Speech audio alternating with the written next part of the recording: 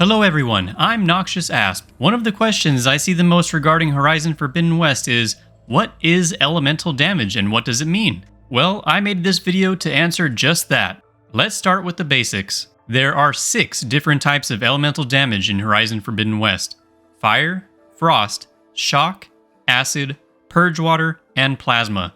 The latter 3 were newly introduced in Forbidden West. Elemental damage is useful for a number of reasons, the key reason being its ability to induce an elemental state. Each element has a unique elemental state. To inflict elemental damage, you must hit enemies with the designated elemental ammo. Once enough elemental damage has been accrued, the designated elemental state will activate. There are many different types of elemental ammo for each ranged weapon.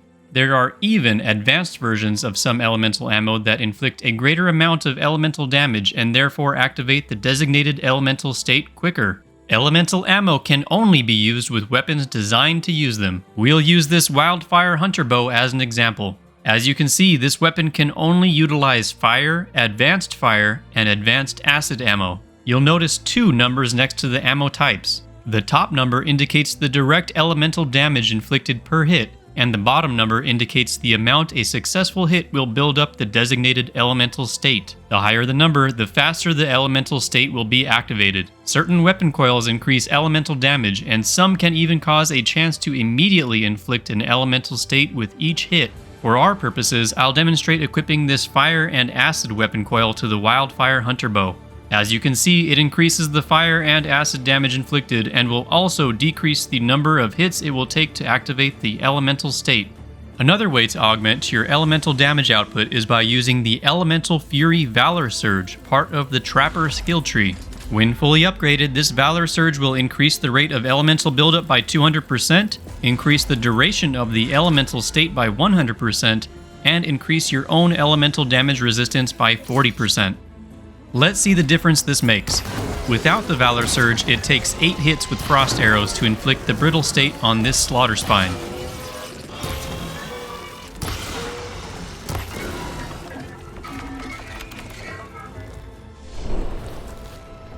With the Valor Surge, it takes only 3 hits to inflict the brittle state.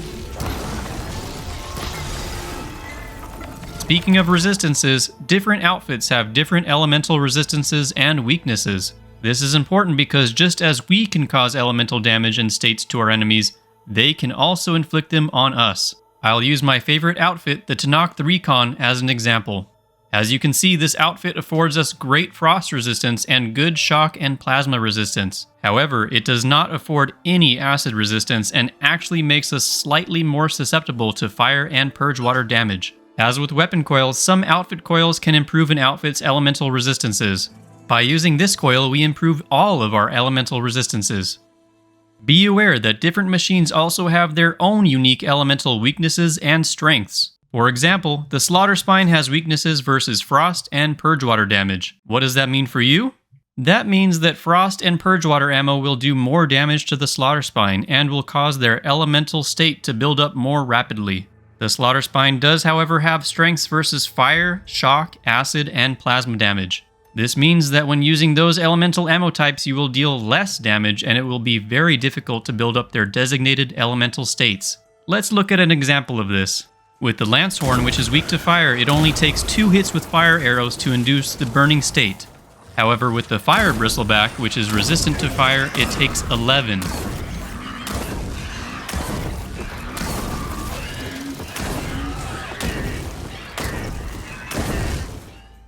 Also keep in mind that different variants of the same machine will have different elemental weaknesses and strengths, as seen with this Apex Slaughter Spine.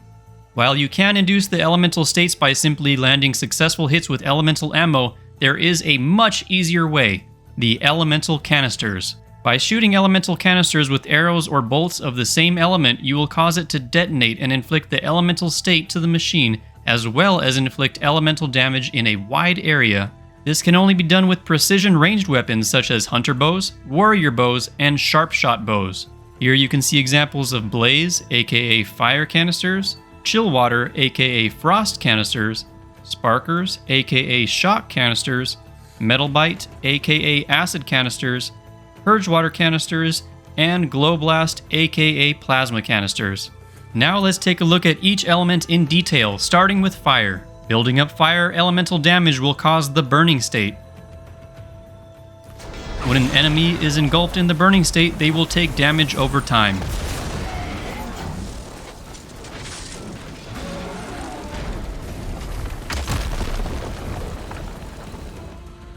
Next up is frost.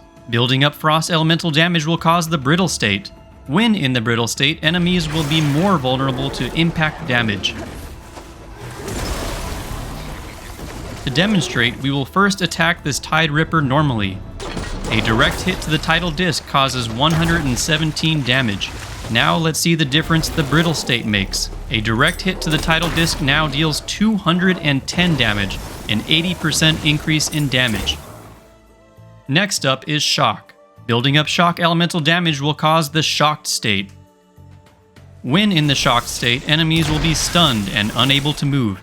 This can be useful to land a critical strike, hit hard to hit weak spots, or even override. Next up is acid. Building up acid elemental damage will cause the corroding state. When in the corroding state, enemies will take damage over time themselves, and their armor will also take damage over time and will block less damage. To demonstrate, we will attack a rollerback normally. A direct hit to the machine's armor plate causes 16 damage. Now let's see the difference the corroding state makes. A direct hit to the rollerback's armor now causes 70 damage, an increase of over 400%. Next up is Purge Water. Building up Purge Water elemental damage will cause the Drench state. When in the Drench state, enemies are more susceptible to frost and shock buildup, and any elemental damage is removed from their own attacks. To demonstrate, we'll attack a Slaughter Spine with shock arrows normally. Keep in mind that the Slaughter Spine has shock resistance.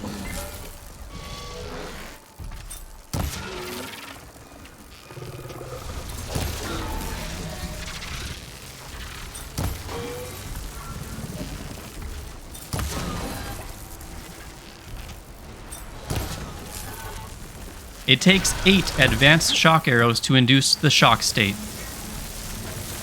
Now let's see the difference the Drench state makes.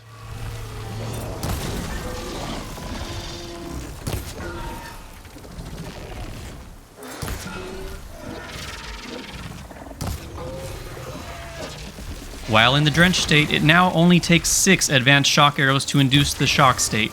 Not a huge difference, but disabling the Slaughter Spine's plasma attacks is greatly helpful. Now let's attack a Thunderjaw with frost arrows normally. The Thunderjaw has frost resistance.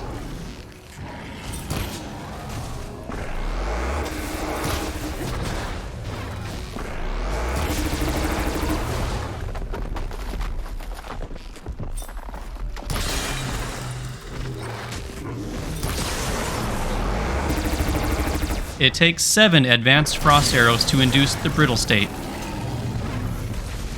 Now let's see what difference the Drench state makes.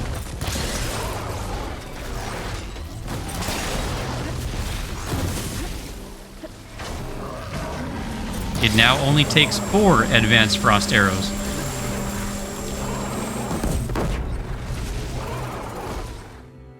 The final element is plasma. Building up plasma elemental damage will cause the plasma blast state.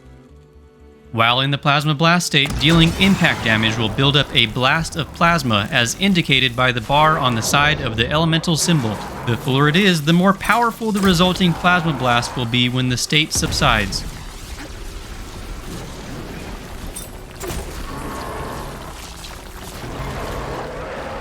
This one was good for another 600 damage. That's a lot of damage. With that, we'll wrap up this video, Elemental Damage 101.